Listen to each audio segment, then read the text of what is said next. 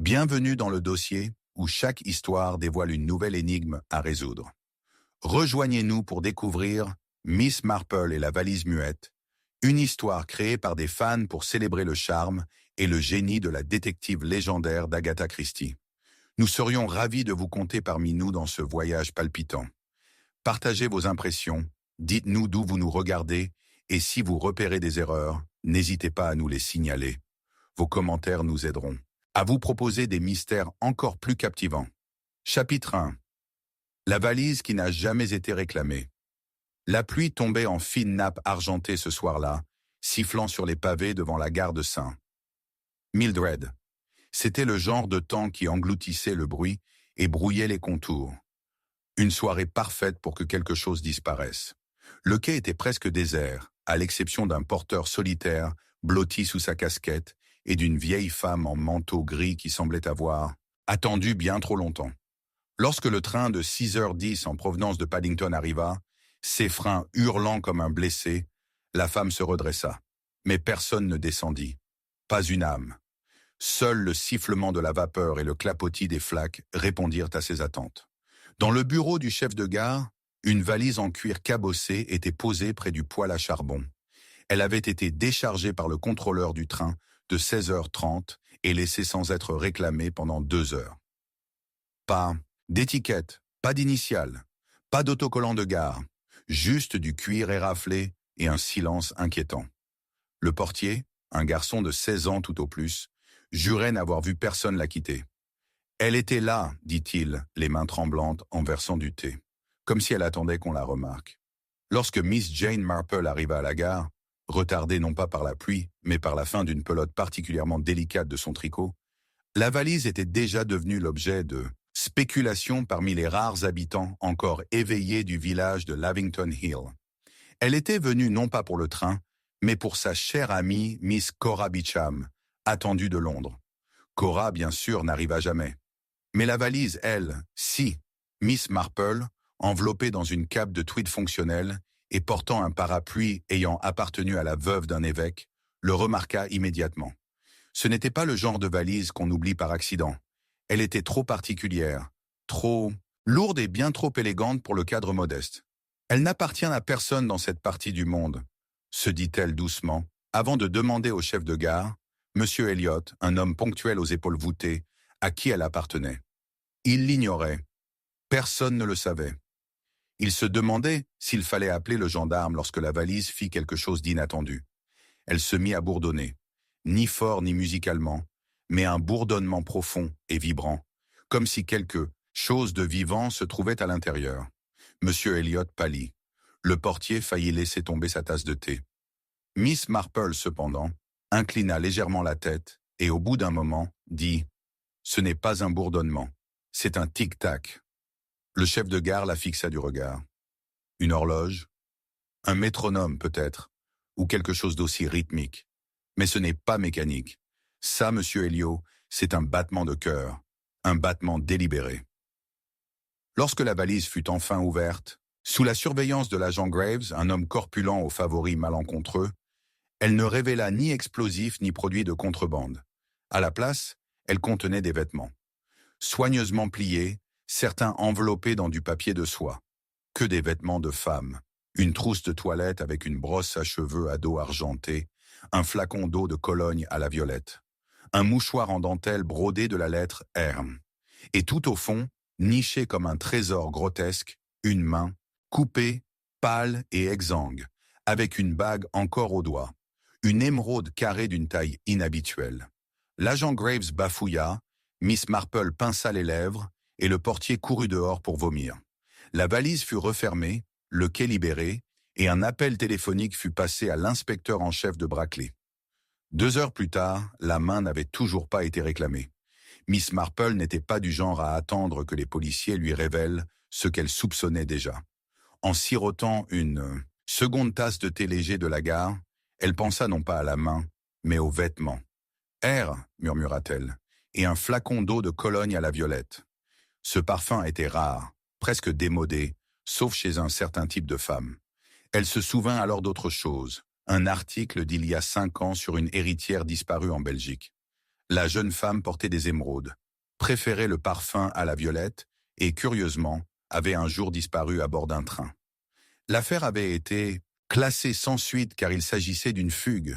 Mais les émeraudes, Miss Marple le savait, étaient rarement utilisées pour des conclusions aussi romantiques. Elles étaient trop lourdes, trop réfléchies. Elles appartenaient à une femme qui prenait des décisions audacieuses, voire dangereuses.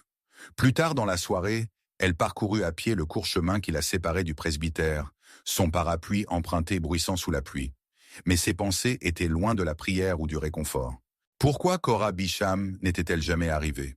Elle était ponctuelle, toujours, trop ponctuelle. Ses lettres se terminaient toujours par des phrases comme « Le train arrive à 6h10 précises, je serai à bord ».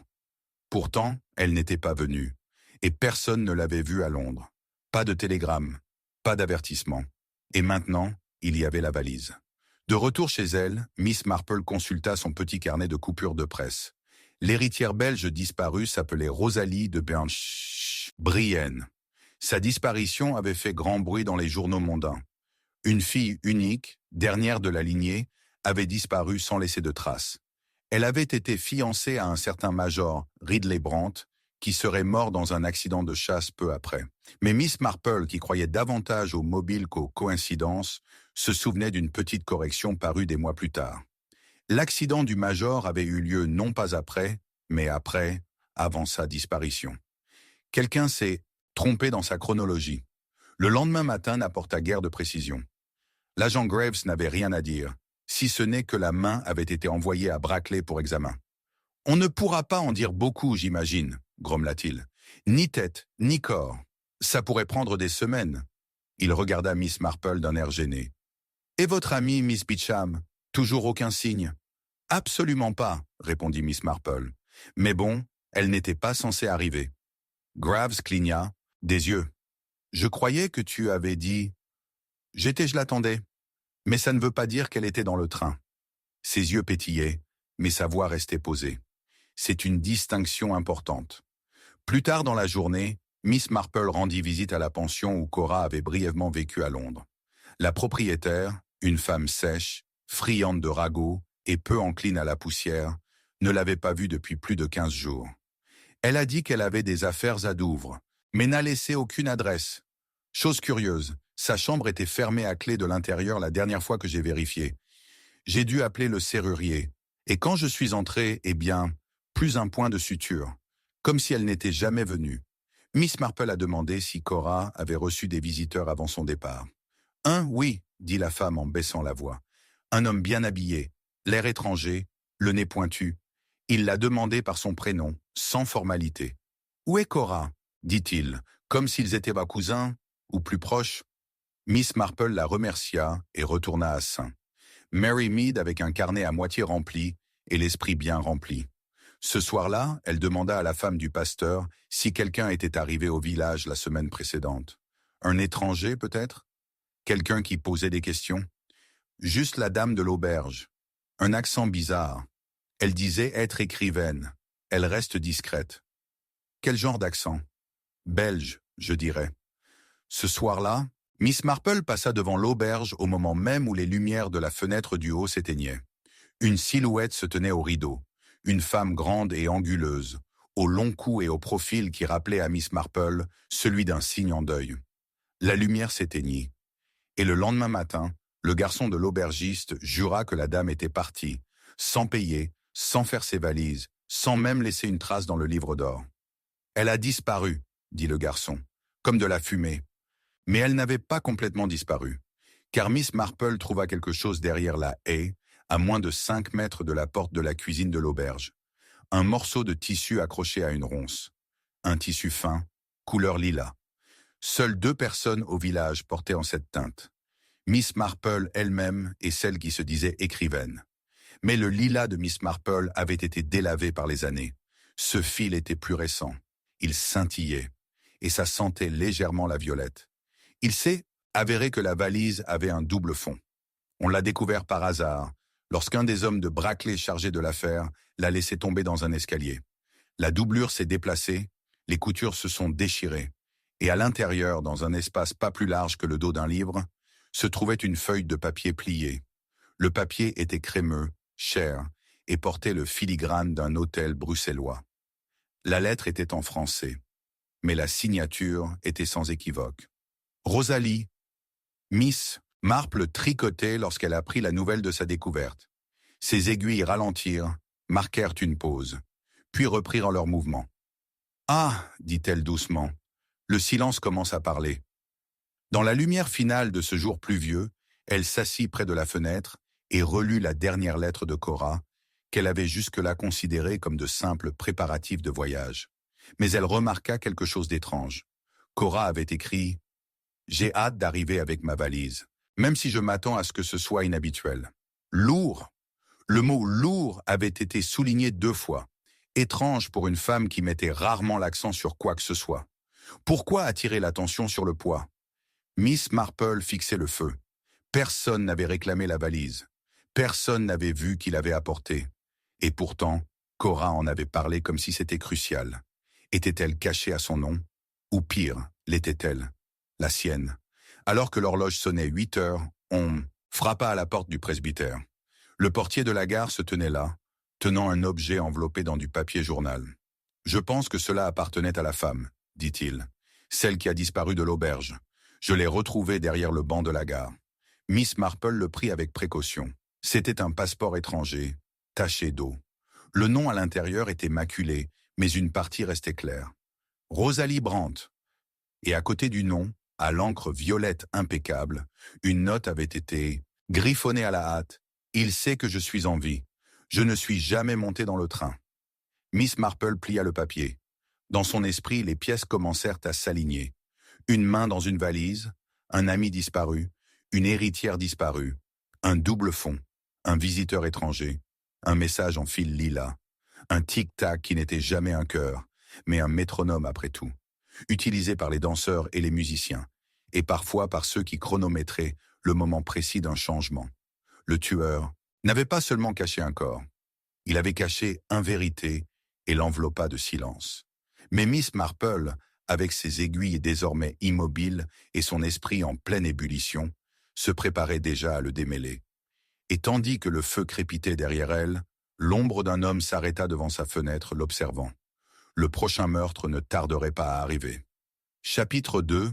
La porte qui s'est verrouillée toute seule. Le cri transperça le brouillard comme une aiguille dans la soie, strident, désespéré et brusquement interrompu. Miss Marple, assise près du feu du salon du presbytère, sirotant une tasse de chocolat tiède, se redressa. Son tricot glissa par terre. Dehors, le vent soufflait doucement sur les haies, et la pluie qui s'était réduite à une fine bruine, recommença à tomber par à-coups saccadés. Quelque chose avait mal tourné, terriblement mal tourné. Quelques minutes plus tard, la femme du pasteur, troublée et essoufflée, fit irruption dans la pièce. « Jane, c'est Madame Alderton, à Briarwood House. On l'a trouvée, enfermée dans la véranda. La femme de chambre n'arrive pas à ouvrir la porte. Il y a du sang. On appelle Graves. » Ces mots s'échappèrent, son visage blême. Miss Marple se leva aussitôt, l'esprit déjà plus fort que le corps. Briarwood House se dressait à l'orée du village, enveloppé de lierre et des murmures persistants d'une fortune ancienne et d'un prestige passé. Madame Alderton, sa maîtresse veuve, était une femme au tempérament particulier, acerbe, solitaire et sujette à des visites mystérieuses à des heures indues. Elle avait été agente de théâtre, du moins c'est ce que la rumeur disait, et elle évoluait dans la vie avec l'assurance d'une femme attendant son public. À son arrivée, Miss Marple trouva un groupe de domestiques tremblants près de l'entrée principale, l'agent de police n'étant pas encore en vue. La pluie avait transformé le chemin en boue, et ses chaussures s'enfonçaient à chaque pas. La véranda se dressait au fond de la maison, vitrée, enveloppée de vignes vierges, et maintenant plongée dans une obscurité inquiétante, à l'exception de la faible lueur d'une ampoule électrique à l'intérieur. La porte, un vieux cadre en fonte avec une poignée en laiton, était verrouillée de l'intérieur. La servante, les yeux rougis par les pleurs, désigna la serrure. « On l'a entendu crier, mademoiselle. » Puis plus rien. Mais la porte, elle est verrouillée, bien verrouillée. J'ai essayé. La voix de Miss Marple était calme et douce. Et les autres portes? Y a-t-il des fenêtres? Tout était fermé, verrouillé aussi, et aucun de nous n'est entré après le dîner. Seule Madame Alderton l'a fait, et nous avons entendu le loquet, puis le cri, puis le silence. Ils entrèrent de par une vitre latérale, brisèrent la vitre avec une pelle à charbon et se penchèrent pour la dévisser de l'intérieur. L'air était froid et lourd, imprégné d'une odeur de terre humide et d'orchidées. Là, affalée contre le mur du fond, sous une étagère de fougères, gisait Madame Alderton, le visage figé dans une expression de stupeur terrifiée, la main serrée sur sa gorge. Du sang coulait en fines traînées sur le côté de sa tête, tachant le bleu pâle de sa robe de chambre en soie. Elle était morte, mais ce qui glaçait le plus Miss Marple, ce n'était pas la vue du corps, mais le silence de la pièce. Aucune trace de lutte, aucun objet brisé, aucune arme et aucun moyen de s'échapper. La pièce semblait devenue un cercueil, scellé. Le policier arriva quelques instants plus tard, essoufflé et trempé. Il alla examiner la porte, puis fronça les sourcils. Étrange, le verrou est à l'intérieur, comme on dit. Il se tourna vers la fenêtre, et celle-ci est cassée de l'intérieur.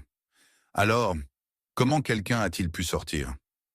Miss Marple resta immobile, le regard scrutant la pièce. « Puis-je examiner la porte ?» demanda-t-elle. Graves s'écarta. Elle caressa légèrement la poignée en laiton, puis le chambranle. Puis elle se pencha, scrutant le seuil. Une légère éraflure, de la boue, pensa-t-elle, s'y trouvait, comme si quelque chose l'avait grattée. « Cette porte est-elle toujours bloquée à la fermeture ?» demanda-t-elle à la servante. « Non, mademoiselle. Jamais. Pourtant, elle est gonflée, déformée par l'humidité, peut-être, ou forcée récemment. Et là, elle désigna les vis du boîtier de la serrure. Elle a été retirée et remise en place. Il n'y a pas longtemps. Vous voyez les traces d'usure? Quelqu'un a trafiqué le mécanisme de verrouillage. » Graves parut incrédule. « Tu crois que quelqu'un a manipulé la porte pour la verrouiller de l'extérieur? Ou donner l'impression d'être enfermé de l'intérieur ?» répondit-elle doucement. « Un piège, rien de plus. » C'était un indice infime, mais suffisant. Miss Marple avait déjà rencontré une telle astuce, notamment lors de l'affaire du garde-manger, tapissé à Dorking. Les meurtriers s'appuyaient souvent sur les portes pour mentir. Tandis que Graves prenait des notes et que le corps était retiré, Miss Marple déambulait lentement dans la pièce, s'arrêtant devant un petit secrétaire niché sous la fenêtre latérale de la véranda. Dessus se trouvait une tasse de thé, encore chaude. Une seconde tasse, à côté, portait une légère trace de rouge à lèvres. Elle la souleva avec précaution, puis attrapa le cendrier à proximité. Il restait un mégot de cigarette. Un mélange russe, exotique, cher. Madame Alderton n'avait jamais fumé de telles choses. Elle était extrêmement fière de ses cigarettes anglaises. « Quelqu'un d'autre était là ce soir, » murmura Miss Marple. « Et récemment. » Graves leva les yeux. « Une idée de qui? » « Pas encore, mais je soupçonne qu'ils ont apporté leur propre poison. Aucun signe de poison. Il n'y en aurait pas, dit-elle. Pas si c'était du gaz. » Il fronça les sourcils. « Du gaz ?» Elle désigna l'étagère centrale à orchidées. Toute cette véranda est équipée d'un système de chauffage. Eau, gaz. En manipulant légèrement la vanne, on pourrait inonder l'air sans trop d'odeur. Le monoxyde de carbone est silencieux et propre, particulièrement efficace dans une pièce fermée par une nuit pluvieuse. Grave parut perturbé. C'est diabolique. Oui, mais simple, plutôt efficace quand on l'associe à quelque chose de plus théâtral, une blessure mise en scène, un cri, du sang pour tromper. Elle se tourna à nouveau vers la robe de chambre et désigna le sang. Cette blessure n'est pas mortelle. Elle saignerait peu après la mort. Un coup avant le gaz, assez pour étourdir, désorienter. Puis le tueur a verrouillé la porte, ou a fait semblant, et a disparu. Mais qui?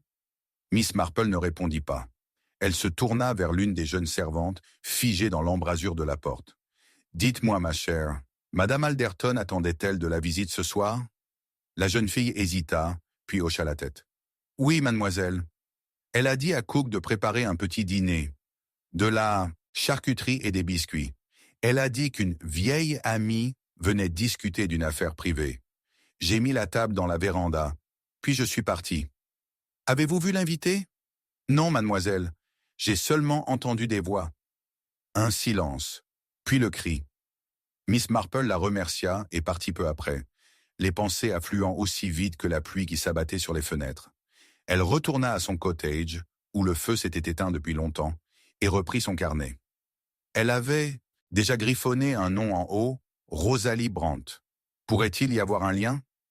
La valise, la main coupée, le mot qui disait « Je ne suis jamais monté dans le train », et maintenant, une femme morte dans une pièce fermée à clé, empoisonnée au gaz et matraquée pour le spectacle, et un invité mystérieux dont le rouge à lèvres persistait sur la porcelaine. Madame Alderton avait vécu à Bruxelles, se souvenait mademoiselle Marple, lors d'une conversation 2 ans plus tôt, lors d'une fête paroissiale. Un petit appartement affreux, avait dit la femme, mais il servait à quelque chose. Je représentais alors des actrices, étrangères surtout. Étrangères. Belges? Le lendemain matin, sans soleil, seulement une clarté froide. Mademoiselle Marple se rendit chez le notaire de High Street, où elle s'enquit du testament de Madame Alderton. Monsieur Pittman, toujours discret et professionnel, hésita avant de répondre. Il a été modifié la semaine dernière, admit-il. Assez brutalement, elle a retiré sa nièce de sa liste de bénéficiaires uniques et l'a remplacée par une personne anonyme. Elle avait promis de fournir prochainement son nom complet et une pièce d'identité. Elle ne l'a jamais fait. A-t-elle donné une raison? Elle a dit qu'elle avait été trompée. Dehors, Miss Marple passa devant le kiosque à journaux et remarqua un petit article dans le coin du Daily Sketch. Une rumeur court selon laquelle une héritière serait vivante. Rosalie Brandt aurait été aperçue en Angleterre. Pas de photo, juste un brin de rumeur. Miss Marple sourit d'un air sombre. Ce serait certainement suffisant, dit-elle à voix haute, si quelqu'un tenait absolument à conserver un héritage. Dans l'après-midi, Graves frappa à sa porte. Il était pâle. Un autre incident, j'en ai peur. La femme de chambre qui a entendu le cri a disparu. Elle a pris sa valise. Personne ne l'a revue depuis ce matin. Miss Marple se tourna vers sa cheminée et en sortit une petite enveloppe. Alors, je pense que vous voudrez voir ceci. Elle a été déposée dans ma boîte aux lettres il y a moins d'1 heure. À l'intérieur se trouvait une seule page.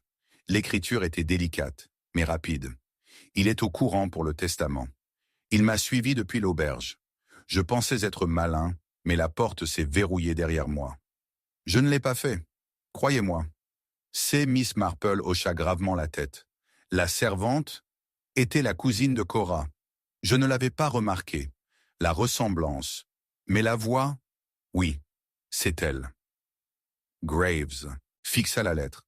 Tu crois qu'elle a tué Alderton? Je crois qu'elle a paniqué. Je crois que quelqu'un d'autre a tué Alderton et a piégé Cora pour régler les derniers détails. OMS! Miss Marple se dirigea vers sa fenêtre et regarda le cimetière, où les premières feuilles d'automne commençaient à tomber. Sa voix était basse. Quelqu'un qui a attendu longtemps pour enterrer un secret. Quelqu'un qui n'a pas encore fini de tuer. Juste à ce moment-là, un garçon arriva en courant de la gare, trempé jusqu'aux os. Il brandissait un paquet marron en tremblant. « Ceci est arrivé dans le train de 16h30, halta-t-il. Sans nom, mais adressé à vous, mademoiselle. » Elle l'ouvrit doucement. À l'intérieur se trouvait un seul objet, une clé en laiton. Il y avait une note jointe, griffonnée à la hâte de la même écriture délicate. Cela ouvre la pièce qu'elle n'était pas censée quitter. Miss Marple tenait la clé dans sa paume, froide et lourde. Quelque part dans Briarwood House, ou en Minden dessous, se trouvait une porte. Et bientôt, elle l'ouvrirait. Chapitre 3. La lettre arrivait trop tard. Le courrier arriva juste avant le petit déjeuner, trempé par la pluie incessante de la nuit et dégageant une légère odeur de ficelle humide et de lin. Miss Marple avait déjà attisé le feu, resserré son châle autour de ses épaules et versé de la marmelade sur des toasts lorsque M. Baker, le jardinier bourru du presbytère qui faisait aussi office de facteur à temps partiel, apparut à la porte, avec une grimace et une liasse d'enveloppes trempées. « Bonjour, Miss Marple. Celle-ci est arrivée au centre de tri tard hier soir. Étrange. Pas de timbre, pas de retour, mais clairement adressée. Je l'ai trouvée cachée derrière la boîte du grand livre. Elle y était peut-être depuis 1 jour ou 2. » Miss Marple accepta la lettre avec un remerciement discret et un malaise instinctif. L'enveloppe était de couleur crème épaisse, d'excellente qualité, et l'écriture, soignée, réfléchie, mais visiblement pressée, disait simplement « À Mademoiselle Jane Marple ».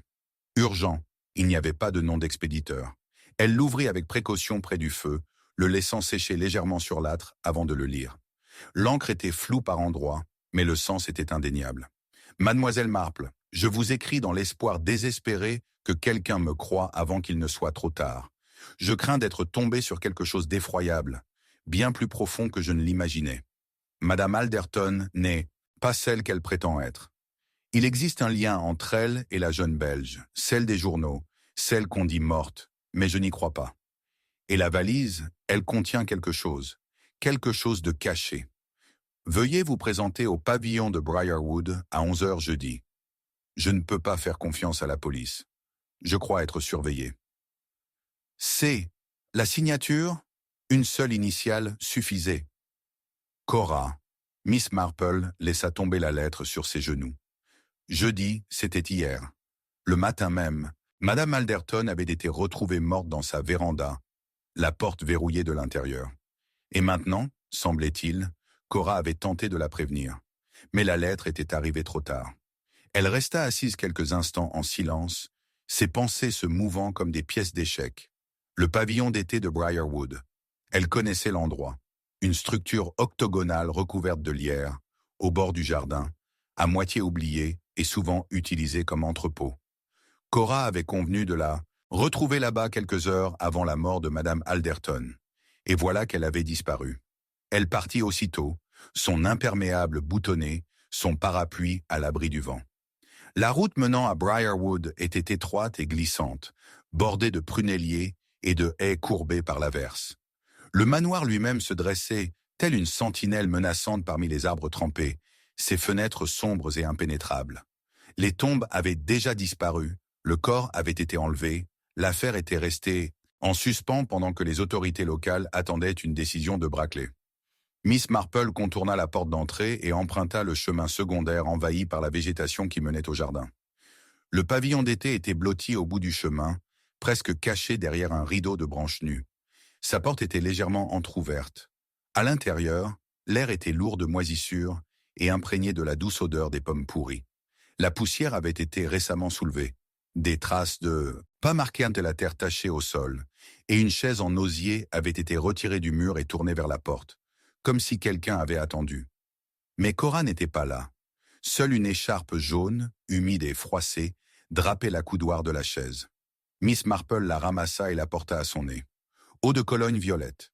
Mais plus curieusement, elle trouva l'écharpe nouée, l'intérieur déchiré et mal cousu, comme si elle avait servi à cacher quelque chose. Elle se tourna vers le mur du fond et remarqua une fente dans le plancher, mince, à peine de la largeur d'une pièce de monnaie, mais fraîche. Elle s'agenouilla, tâtant doucement le bois, jusqu'à ce que ses doigts s'accrochent à un bord relevé. Elle souleva la planche avec son aiguille à tricoter et trouva, en dessous, une enveloppe enveloppée de papier sulfurisé. À l'intérieur, plié en un carré bien net, se trouvait un document, un acte de naissance. Le nom qui y était inscrit la fit respirer brusquement. Rosalie Claire de Saint-Brienne, née le 14 avril 1910 à Liège, Belgique. Mère, Camille Brienne. Père, aucun père n'était inscrit, mais le nom de la mère, Camille, était souligné au crayon rouge. Miss Marple jeta un nouveau coup d'œil à l'écharpe jaune. Cora avait-elle découvert cela? Et si oui, que voulait-elle dire par la valise? Quelque chose de caché à l'intérieur, oublié, ou quelque chose d'inhabituel? Elle quitta le pavillon d'été avec un sentiment d'urgence grandissant. Cora était en fuite, ou se cachait, et pourtant déterminée à dire la vérité. Quelqu'un l'avait réduite au silence avant qu'elle puisse parler. Mais la vérité avait quand même filé, écrite à l'encre que la pluie et la peur brouillaient. De retour à son cottage, Miss Marple lui exposa les 3 indices. La lettre tardive, l'acte de naissance, et le bout de fil de lilas qu'elle avait récupéré dans la haie de l'auberge. Une chose était sûre, Rosalie Brandt, née de Brienne, était toujours en vie, ou l'avait été jusqu'à récemment. Madame Alderton avait modifié son testament après avoir prétendument appris une nouvelle vérité. Cora avait tenté de rencontrer Miss Marple pour lui fournir des preuves.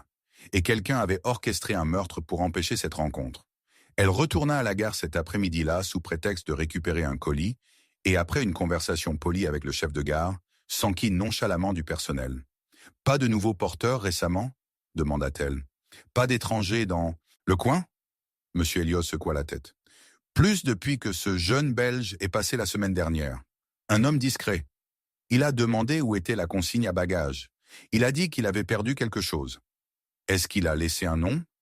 Il a dit que c'était Brent. Il n'a pas laissé d'adresse. » Miss Marple hocha lentement la tête. La valise, le double fond, la main coupée. Brent. Serait-ce le même homme autrefois fiancé à Rosalie, celui dont la mort avait été faussement rapportée dans le scandale belge? Et si oui, qu'est-ce qu'il avait amené ici? Elle retourna à la véranda de Briarwood plus tard dans la journée, prétextant récupérer un livre emprunté pour la femme du vicaire. La gouvernante, encore sous le choc, la laissa entrer. La véranda avait été aérée, mais une légère odeur métallique de sang et de gaz persistait. Miss Marple s'approcha de la table où le service à thé était resté intact depuis la veille. Elle souleva le sucrier en argent. La cuillère tinta contre un objet, dur. Sous les morceaux de sucre, pliés et enfouis, gisait un morceau déchiré de ce qui ressemblait à un reçu. Seuls 2 mots étaient lisibles. Brienne, bureau des colis. Encore le nom. Brienne. Un nom de famille, peut-être? Ou un pseudonyme? Le bureau de poste. Y avait-il une autre valise? Une autre livraison? Ce soir-là, la pluie cessa et le ciel prit une teinte argentée, fine et aqueuse. Miss Marple était assise près du feu, laissant libre cours à ses pensées. Quelqu'un réglait les détails. Alderton, Cora, peut-être même Rosalie. Et au milieu de tout cela, une vérité cachée sur l'héritage, l'identité et une femme disparue non pas une, mais 2 fois.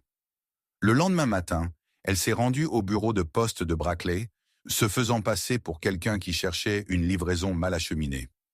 L'employé, un jeune homme nerveux aux doigts, taché d'encre, a confirmé qu'un colis adressé à mademoiselle Sébrienne avait été livré anonymement la semaine précédente, retenu, puis marqué comme non réclamé. « Je suppose qu'il a disparu maintenant », a-t-il dit. « Je l'éliminerai d'office après 72 heures. »« Y aurait-il un journal ?» demanda-t-elle. « Une description, peut-être ?» Il hésita, puis hocha la tête. « Rien de précieux, juste une enveloppe en papier craft et une boîte en fer blanc. Il y avait écrit « Correspondance familiale ». C'était tout. L'enveloppe était-elle scellée? Non, mais je ne l'ai pas lue. Je me souviens d'une chose étrange. L'écriture était comme celle d'un grand livre, pas d'une lettre, bien rangée comme des colonnes de comptes. Écriture comptable, pas personnelle, officielle. Quelqu'un enregistrait quelque chose, ou cachait quelque chose par routine. Elle partit sans faire de commentaires, mais son esprit tournait. Une boîte, un registre, un enregistrement, peut-être de paiement, d'héritage ou de chantage. Était-ce quelqu'un qui était payé? Ou bien quelqu'un documentait-il les preuves pour un éventuel recours ultérieur?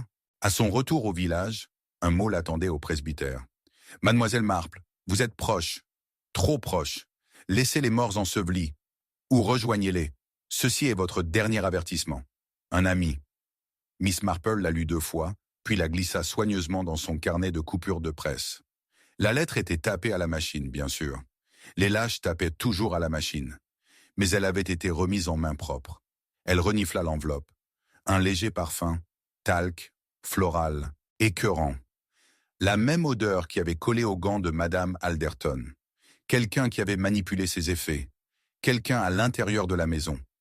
L'ennemi, semblait-il, était toujours parmi eux. Elle ferma son carnet d'un clic et fixa le feu. Elle ne serait pas effrayée, mais elle serait surveillée. Demain, elle retournerait voir son avocat. Et cette fois, elle ne poserait pas de questions. Elle leur répondrait, car maintenant, enfin, elle comprenait. La valise, la main coupée, la pièce remplie, de gaz. La lettre arrivait trop tard. Il n'était là pas seulement les symboles d'un meurtre, c'était des avertissements. Et quelqu'un de bien vivant, était terrifié à l'idée que la vérité soit enfin révélée. Elle regarda l'horloge sur la cheminée. Il était tard. Mais pas trop tard. Pas encore. Chapitre 4. La volonté qui a changé du jour au lendemain. L'orage éclata sur Lavington Hill à minuit précis, comme déclenché par une main invisible. Le tonnerre gronda par vagues sur la lande, faisant vibrer les vitres et agitant le lierre qui s'accrochait comme des griffes au mur de Briarwood House. La pluie s'abattit sur les vitraux et, l'espace d'un instant, la nature entière sembla s'élever en signe de protestation. Mais à l'intérieur du manoir, un silence de mort régnait, jusqu'à ce que la cloche sonne. Miss Marple, dans sa chaumière de l'autre côté du village, n'était pas encore couchée. Une habitude des personnes âgées, disait-elle souvent, d'attendre le silence avant de s'installer. Elle avait relu ses notes des jours précédents, la valise non réclamée, la porte qui se verrouillait toute seule, la lettre de Cora arrivée trop tard. Quelque chose se tramait, trop de morts trop vite, toutes liées à une femme que le monde croyait déjà morte. Et voilà qu'au plus fort de la tempête, une voiture arriva à sa porte avec un mot urgent de Pittman, l'avocat. Miss Marple le lut une fois, les yeux plissés. « Mademoiselle Marple, il faut que vous veniez immédiatement. Un Nouveau Testament a été publié, daté d'hier, signé devant témoin, par Madame Alderton. Mais mademoiselle, il contredit tout. Je ne comprends pas comment il a pu être écrit. W. Pittman. » Elle arriva chez le notaire peu après 1 heure du matin, trempée mais sereine, son parapluie dégoulinant poliment dans un coin. Monsieur Pittman, l'air ébouriffé et inhabituel, la conduisit dans l'arrière-boutique où le coffre-fort était ouvert, des papiers éparpillés sur le bureau en acajou. Il lui tendit le document, la main visiblement tremblante. « Elle était déjà morte quand ceci a été signé, Miss Marple. Ça, nous le savons tous les deux, mais les signatures sont authentiques, la sienne et la mienne. » Miss Marple lut en silence. Le testament était concis, léguant l'intégralité des biens de Madame Alderton, non pas à sa nièce, comme précédemment, ni à la mystérieuse personne anonyme qu'elle avait mentionnée, mais à Mademoiselle Rosalie Brand, sans domicile fixe. La date était clairement indiquée, 3 mars. Mais Madame Alderton était décédée le soir du 2 mars. « Il ne fait aucun doute que c'est votre signature ?» demanda doucement Miss Marple. « Aucun, » dit Pittman. « Je me souviens du jour. » Elle est entrée pâle et troublée. Elle a dit que c'était urgent. J'ai été témoin de la signature, ainsi que mon greffier. Mais ce n'est pas le testament que nous avons vu. Je le jurerai. Celui-là ne mentionnait personne. Elle a dit qu'elle donnerait le nom plus tard. Ça, c'est tout autre chose. Miss Marple se pencha en avant. « Et votre commis ?»« Parti ce matin. Sans prévenir. Disparu. »« On pourrait corrompre un employé, » murmura Miss Marple. « Ou l'effrayer. Mais pas moi.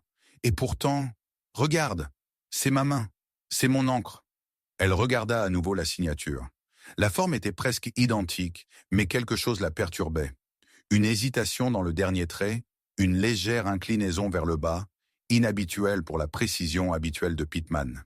Elle jeta un coup d'œil au buvard posé sur son bureau. Il n'avait pas été changé depuis des semaines, et de faibles traces de correspondance ancienne y étaient encore visibles. Elle le souleva délicatement et le tourna vers la lumière. Sous les couches de taches d'encre, une ligne d'écriture apparut, pâle et en retrait, mais reconnaissable. Signé Rosalie Brandt. Demain. « Monsieur Pittman, » dit-elle doucement, « vous ne l'avez peut-être pas signé hier. Je ne comprends pas. Réfléchissez. Une femme vient vous voir et vous demande de signer un testament. Elle laisse le nom en blanc. Vous et votre greffier êtes témoins. Mais vous ne la voyez jamais compléter le reste. Et si le document avait été modifié ultérieurement? Et si ce que vous avez signé n'était pas la version définitive? Il la fixa du regard. Faux? Pire encore. Une tromperie. Un tour de passe-passe. Ils retournèrent au testament. Le papier était de la même qualité que Madame Alderton avait toujours utilisé. Épais, couleur crème, filigrané. Mais l'encre? Miss Marple demanda à emprunter une bougie et la tint au-dessus du coin. La signature scintillait légèrement d'huile. C'était un calque, dit-elle. Une signature relevée et réappliquée. Astucieux, mais pas assez. Mais pourquoi? Murmura Pittman. Pourquoi faire tous ces efforts? Pourquoi modifier le testament? Après sa mort? parce que le tueur n'a su que trop tard que le nom n'avait jamais été écrit. Il s'attendait à hériter, mais ils sont arrivés après, le meurtre et ont trouvé une ligne blanche. Et il n'y avait pas de temps à perdre. Elle prit le testament et le plia soigneusement. Il y a quelqu'un quelque part, peut-être même parmi nous, qui ne peut pas risquer que son identité soit révélée. Mais en tentant de réclamer la succession, il a laissé son empreinte. Lorsque Miss Marple rentra à son cottage, l'aube commençait à grisonner le ciel. La pluie continuait de tomber en crachant, comme si la nuit hésitait à se relâcher. Elle enfila des vêtements secs et se mit à relire le dernier mot de Cora. La valise, quelque chose de caché. Il était temps de revoir la valise. Au commissariat de Brackley, elle demanda à revoir l'objet. Il avait été transféré dans une salle d'épreuve, mais l'agent Graves lui en permit l'accès, bien qu'à contre-cœur. Cette fois, elle examina attentivement le cuir, vérifiant non seulement la présence de compartiments cachés, mais aussi les signes d'altération. Près d'un des coins en laiton, elle le trouva. Une fine couture, légèrement soulevée. Elle l'ouvrit avec une aiguille à tricoter et découvrit une pochette dissimulée contenant 2 objets, une photographie et une feuille de correspondance pliée. La photographie était ancienne, froissée sur les bords. Elle montrait 3 personnes, une jeune Madame Alderton, debout aux côtés d'un homme en uniforme, et entre eux, une jeune fille au regard féroce et intelligent. Au dos, une date griffonnée, 1917, et un nom, Camille. Le même nom que celui figurant sur l'acte de naissance de Rosalie de Brienne. La lettre était écrite en français. Miss Marple lisait lentement, mais sans difficulté. La signature était indubitable. Camille Brienne. Le contenu était accablant. Tu m'as promis protection, mais je n'ai plus que peur. L'enfant est à toi, tu le sais. Et s'il m'arrive quelque chose, tu devras faire ce qui est juste. Rosalie doit tout hériter, ou elle apprendra la vérité d'une autre manière. Miss Marple plia la lettre et fixa la valise. C'était donc ça. Rosalie était la fille illégitime d'un homme puissant, quelqu'un lié à Madame Alderton. Peut-être même Madame Alderton elle-même, ou son mari, ou l'homme en uniforme sur la photo. Et si Rosalie était revenue, vivante, déterminée à revendiquer ce qui lui appartenait, quelqu'un n'aurait reculé devant rien pour la faire taire. Elle quitta la gare et se dirigea vers le cimetière. La pluie s'était transformée en brume, et les oiseaux s'agitaient maintenant avec hésitation dans les arbres. Là, près du vieil if, elle trouva le jardinier en train de balayer les flaques d'eau du chemin. Il se souvenait de Camille Brienne. « Une femme étrange, dit-il. Elle a séjourné à Briarwood il y a des années. Elle parlait peu. Elle semblait chassée. » Miss Marple a posé des questions sur les visiteurs. Il y en avait un. Il venait régulièrement. Un officier, du coin, nommé Harrington, décédé en 1919. Pneumonie, je m'en souviens bien. Mais avant cela, on le voyait souvent avec la dame. Il se promenait. Il lui apportait des chocolats. A-t-il déjà reconnu un enfant? Je n'en ai jamais vu. Mais après le départ de Camille, Alderton, sa sœur, a parlé d'une fille partie à l'étranger. Elle a dit qu'elle était à l'école. Je ne l'ai jamais vue. Miss Marple retourna au presbytère, l'esprit en ébullition. Rosalie était la fille de Camille et Harrington, le propre frère de Madame Alderton. Cela faisait de Rosalie sa nièce par le sang, mais elle avait été renvoyée, effacée, reniée. Et, maintenant, des années plus tard, elle revenait réclamer ce qui lui appartenait, pour finalement se retrouver prise pour cible, manipulée et peut-être assassinée. Le testament falsifié était la tentative désespérée du tueur de s'emparer du domaine avant que la vérité ne fasse surface. Mais cela avait refait surface, à l'encre, dans les cicatrices, dans le silence. Cet après-midi-là, une nouvelle lettre arriva. Elle était adressée à Miss Marple et remise en main propre, mais personne ne vit le messager. À l'intérieur, il y avait une seule ligne. Tu n'aurais pas dû ouvrir la valise. 6 juin, un article d'un journal bruxellois daté de 4 mois auparavant. Rosalie de Brienne, à nouveau portée disparue.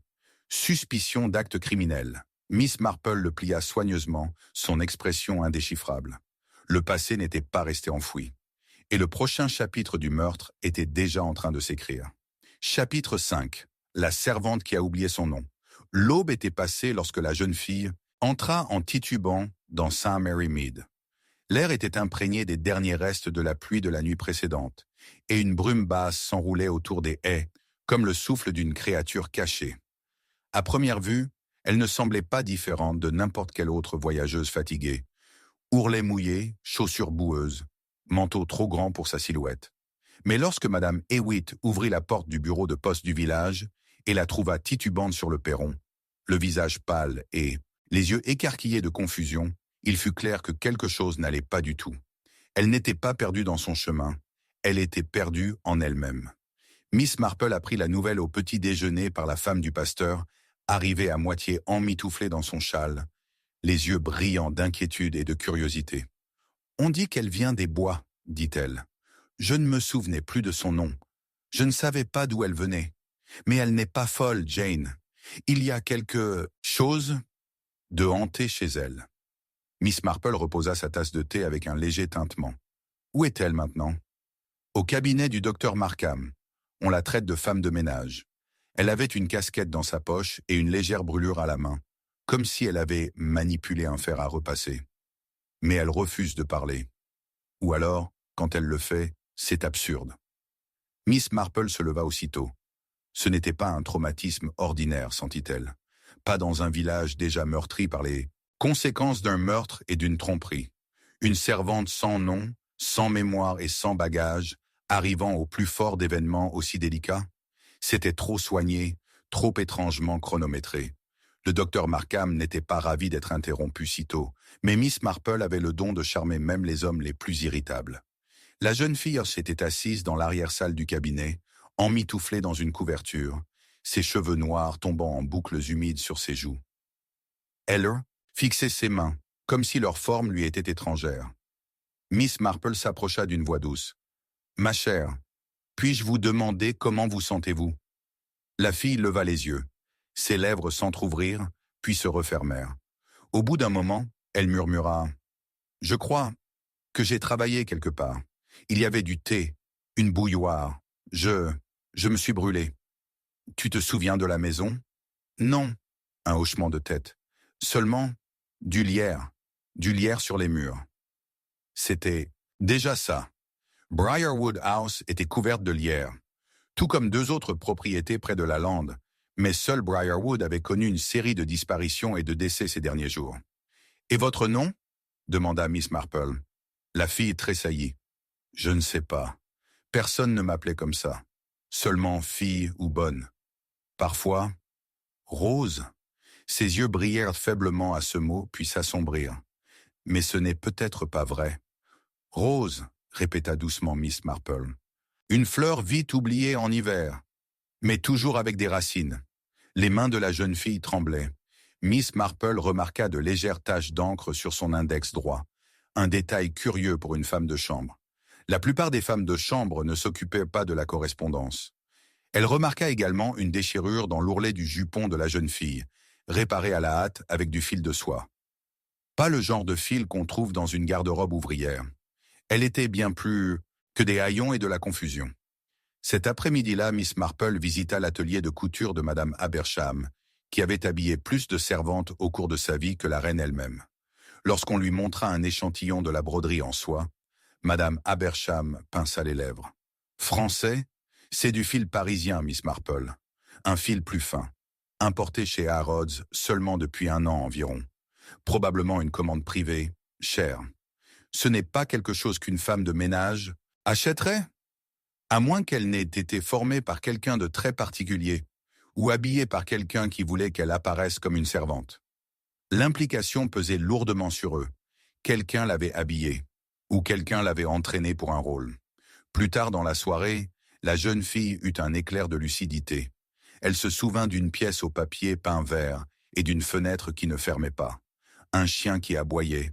Une voix d'homme qui disait « Pas encore. Elle ne sait pas. » Puis un cri. Miss Marple retourna à Briarwood et demanda une promenade tranquille dans le parc. L'agent de service, désormais insensible à son apparence, lui fit signe de passer. La maison resta close, silencieuse, son nouveau propriétaire, quel qu'il soit, toujours dans l'incertitude juridique. Elle fit le tour du périmètre et remarqua un escalier étroit descendant vers une cave à légumes, presque masquée par la haie envahissante.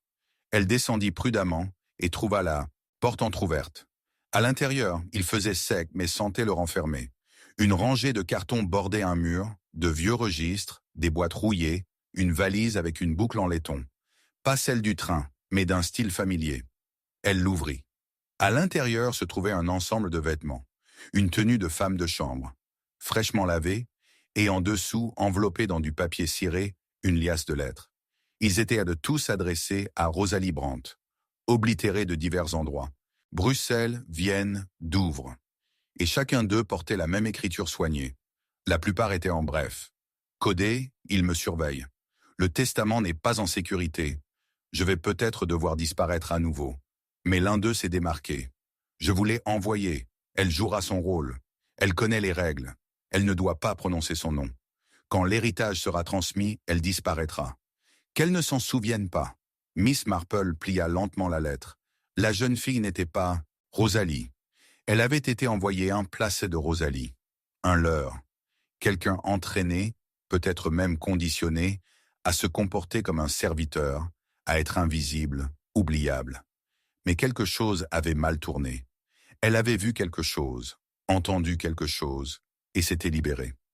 C'est pourquoi elle avait fui au village. Elle apporta la lettre à l'agent Graves le lendemain matin. Il fronça les sourcils et la relut 2 fois. Vous dites qu'elle se faisait passer pour Rosalie? Non, je dis qu'elle était faire semblant être une bonne pour que Rosalie disparaisse à nouveau. Quelqu'un a mis en scène son rôle, et peut-être l'a-t-il utilisé pour témoigner d'un acte illégal, comme le faux testament. Graves se frotta les tempes. C'est une toile d'araignée. Oui, dit Miss Marple, et quelqu'un est assis au milieu. Il attend. La jeune fille, désormais appelée Rose par commodité, commença à parler plus fréquemment, par courtes et soudaines rafales. Elle mentionna une femme, aux gants rouges, un homme grand avec un accent et un livre, dont le fermoir avait été verrouillé. Miss Marple s'enquit gentiment du livre. La jeune fille hésita. « Elle l'a lu, murmura-t-elle. La femme, elle a dit que c'était son histoire, mais les noms n'étaient pas les siens. Elle les a changés. » « Un journal ?» demanda Miss Marple. « Un registre, mais plein de mensonges. » Cela suffisait. Miss Marple retourna au pavillon. Elle l'avait déjà fouillé une fois, mais elle l'abordait, maintenant avec une suspicion différente. Le plancher portait encore les marques de sa dernière visite, mais un panneau près du mur avait été remplacé, du bois neuf, teinté pour s'harmoniser avec l'ancien. Elle le détacha. En dessous, enveloppé dans une toile cirée, se trouvait un fin livre relié en cuir, fermé par un fermoir en laiton. Elle l'emporta chez elle et travailla patiemment sur le fermoir jusqu'à ce qu'il cède. À l'intérieur, un mélange d'écritures, certaines en majuscules, d'autres en cursive, des noms, des dates, des lieux, des paiements, mais pas seulement. Des descriptions. La fille à la broche bleue, envoyée à Vienne. Ne soupçonne rien. La servante a été formée à Douvres. Remplacée le 2 mars. Les derniers ordres ont été donnés.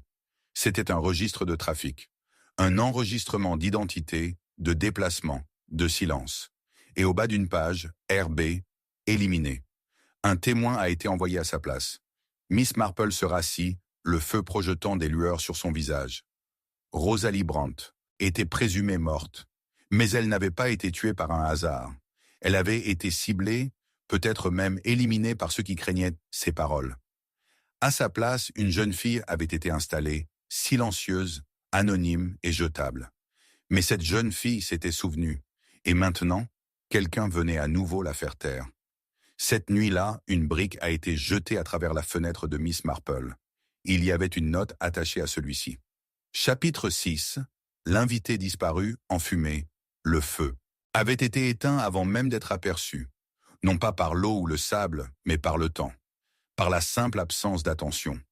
Une légère odeur de papier brûlé flottait encore au bord du tapis du salon de la maison d'hôte, des 4 ormes, où une chaise près de l'âtre était noircie à sa base et dont les braises avaient refroidi. Lorsque Madame Biddle, la propriétaire, le remarqua enfin, elle pensa qu'il s'agissait simplement d'un client négligent, quelqu'un qui avait laissé un journal du soir, trop près des braises. Ce n'est qu'en cherchant le responsable qu'elle réalisa qu'il n'était plus là. Ni chapeau, ni manteau, aucune trace. La chambre 3 était vide, le lit était vide. Le nom inscrit sur le registre indiquait « Monsieur Claude Rainer, d'Anvers ». Mais il n'y avait pas de Claude Rainer à Anvers. En fait, il n'y avait aucune trace d'un homme portant ce nom. Miss Marple entendit l'histoire pour la première fois par Dora Simpkins, une veuve notoirement acerbe qui prenait son thé avec des tintements et des interruptions exagérées. « Disparue, Jane. Comme ça. Elle a laissé derrière elle une chaise brûlée et une demi-cigarette. Tu sais ce que ça veut dire. » « Qu'il fumait dans le salon ?» répondit Miss Marple d'un ton doux. « Qu'il n'était pas censé rester. Qu'il était venu avec quelque chose à cacher. » Cela suffisait à éveiller sa curiosité.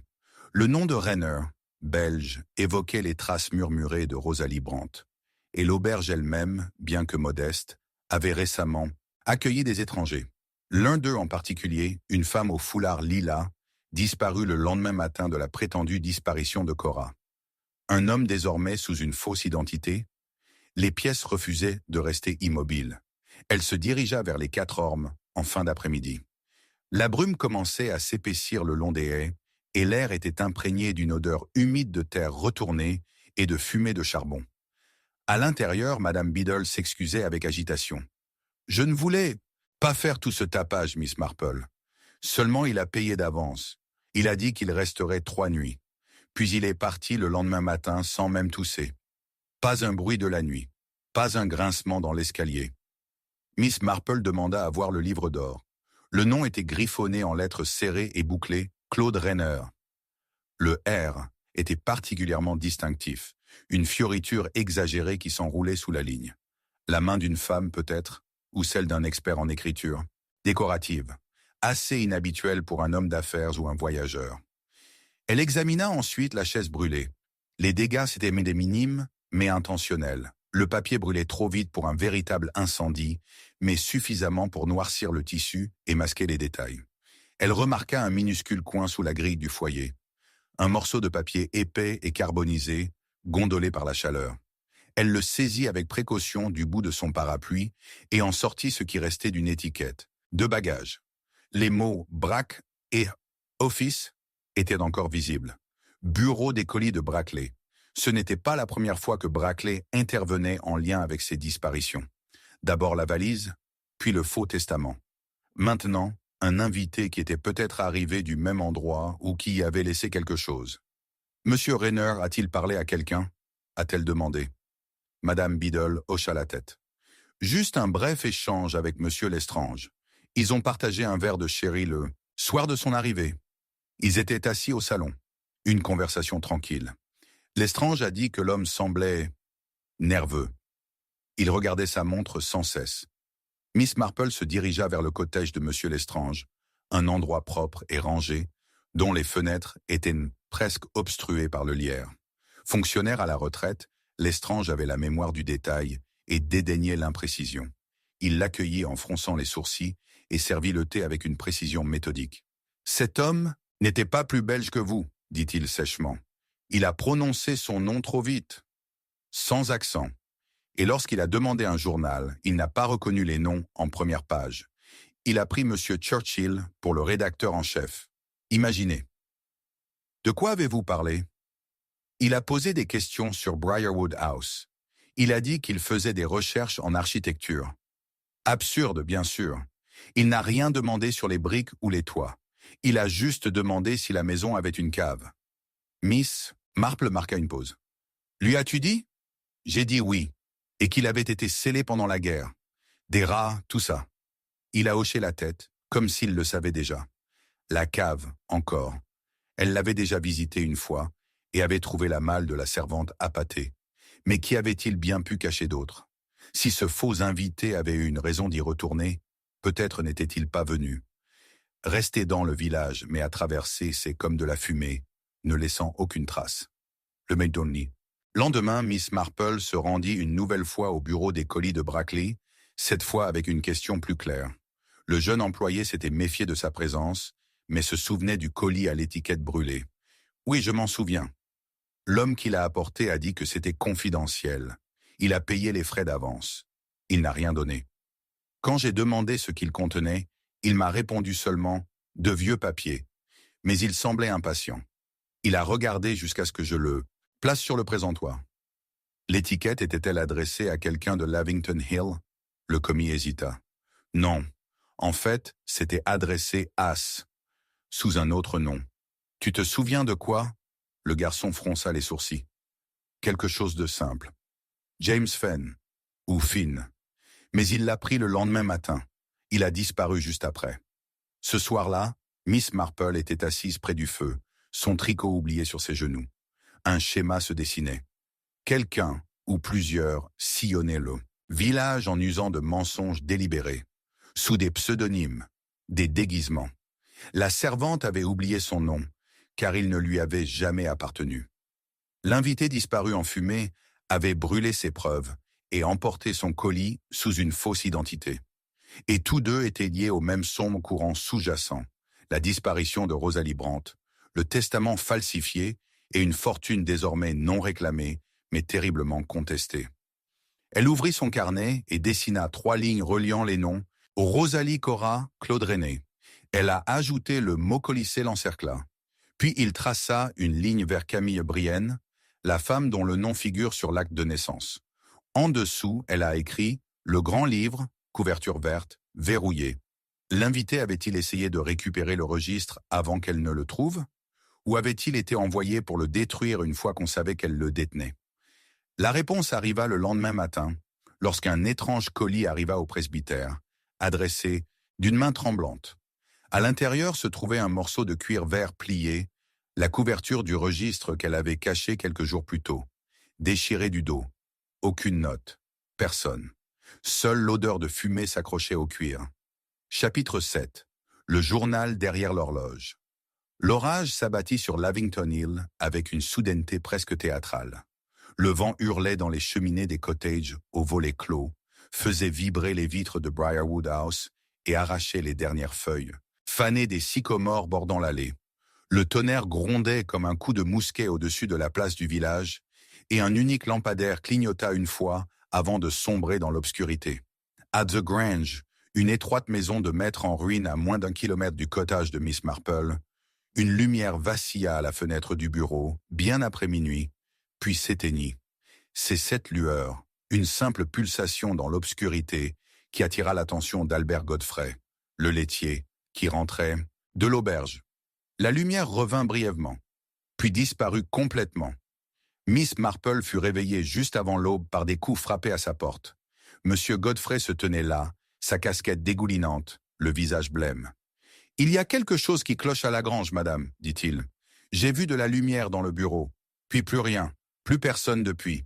Et le portail est grand ouvert. » Miss Marple s'habilla rapidement, attachant la broche en argent qu'elle portait toujours lorsqu'elle soupçonnait que le matin nécessiterait une observation attentive et une autorité discrète.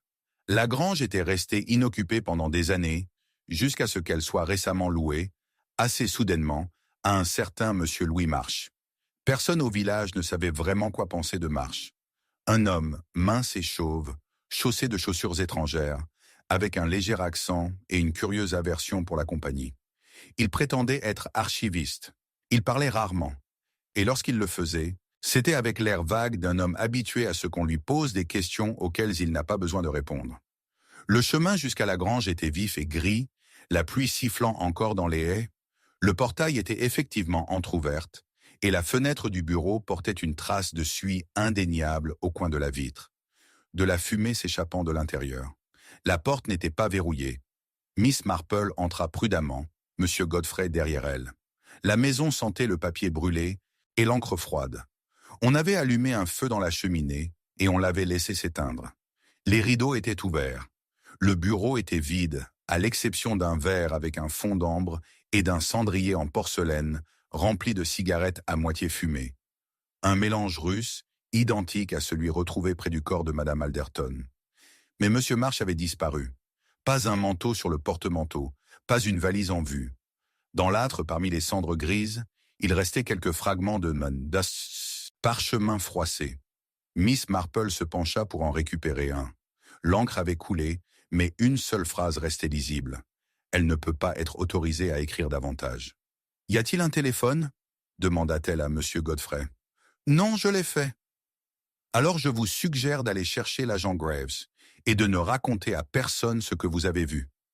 Seule désormais, Miss Marple examina la pièce plus attentivement. Des livres s'alignaient sur les murs, sans poussière, pour la plupart non coupés. Les tiroirs du bureau étaient vides, la bouteille d'encre récemment débouchée. Une porte étroite menait à un dressing, vide à l'exception d'un nécessaire de rasage et d'une robe de chambre soigneusement pliée. Mais quelque chose dans la cheminée attira son attention. L'horloge. C'était une horloge de voyage en laiton, élégante mais ordinaire. Pourtant, elle remarqua une légère tache sur le bois poli derrière elle, un ovale, plus clair que la surface environnante, comme la trace d'un objet récemment effacé. Elle souleva l'horloge avec précaution. Derrière elle, dans une alcôve peu profonde creusée dans le bois, se trouvait un mince carnet relié en cuir. Les pages étaient remplies d'une écriture serrée et bouclée à l'encre bleue. La première page ne portait aucun nom. Seulement une date. 3 octobre. Miss Marple tournait les pages délicatement, lisant en silence. Les notes étaient de concises, factuelles, fondées sur l'observation. Pas un journal au sens traditionnel du terme, mais quelque chose de plus médico-légal. Note. Surveillance. 4 octobre. Elle a laissé le colis derrière le banc. Il ne l'a pas récupéré. 7 octobre. La servante n'est pas Rosalie, c'était délibéré. 10 octobre. Le registre de Brienne doit être récupéré ou détruit. De préférence les deux. 11 octobre. Miss Marple devient méfiante. Elle marqua une pause. Son nom, là, parmi les ombres. Non pas prononcé avec mépris, mais avec inquiétude. 13 octobre. Le colis a été livré au bureau de Pittman, comme indiqué. Contenu, faux testament, papier authentique. Nom définitif à ajouter manuellement. Grave n'a toujours pas eu connaissance. C'était une confession, bien qu'écrite avec le calme et le détachement d'un chimiste enregistrant une expérience. Elle parcourut le texte rapidement. 18 octobre. La jeune fille qui se fait appeler Rose a rompu son conditionnement. Des traces de mémoire reviennent. Elle représente un risque. 19 octobre. Instruction reçue d'Anvers. Si le registre est qu'à retrouver, supprimez le lien avec Camille Brienne. Si nécessaire, avec Rosalie. L'avant-dernière entrée lui coupa le souffle. 21 octobre. Elle soupçonne le journal. Déménagement nécessaire. Identité compromise. Dernière consigne. Effacer les traces et sortir. Préparer la photo de Brand pour la livraison. La dernière page était blanche. Une tache de cendre maculait le coin. Grave arriva peu après, trempée et irascible. Elle lui tendit le carnet sans un mot. À mesure qu'il lisait, son teint changeait constamment, passant du doute à une compréhension morose. « Il te regardait » dit-il.